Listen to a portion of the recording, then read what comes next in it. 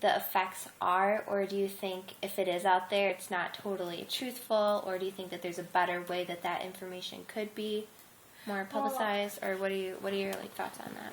I mean, there's some really good questions that you need to ask, the public. About the way that the media is failing us.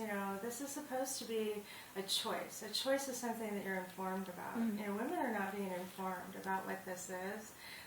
If you do a little bit of research about a man named Dr. David Ferguson. David Ferguson is an atheist. He has no religious affiliation, clearly.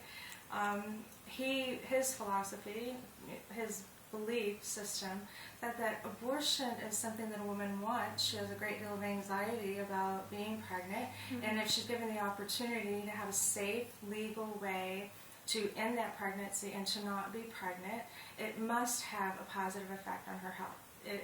His philosophy said that had to be true. So he decided that if women were having difficulty after an abortion, it must be because they were already mentally unstable before they had the abortion. Well, New Zealand has an excellent database, and they used the socialized medical database in New Zealand, and they screened out every woman who had any sign of mental health issues prior to her abortion, if she had ever used drugs, if she'd ever tried to commit suicide, if she had any instability in her home, any history of violence or rape or anything like that. They took her out of the study, and they only started with the women that were 100% emotionally healthy prior to their abortion. And what he found is that 42% of those women have been diagnosed as clinically depressed within 4 years of having their abortion.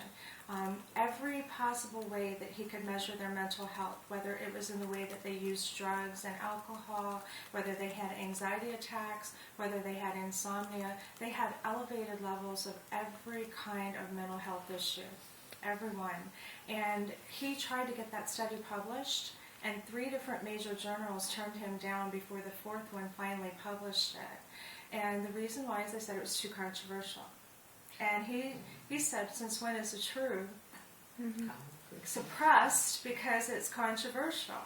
But that's a very good question to be asking, is why are people having a difficult time getting this data published, even in cases like his where he so clearly has no conflict of interest. He set out to prove there was no association between mental health and abortion, and what he found was the opposite, and they didn't like it, and they didn't study. They wouldn't publish it. They suppressed that information. And we're seeing that in every area of evaluating abortion. And the evidence is out there. There's lots of evidence out there. They're just suppressing the information because it's politically incorrect. Thank you.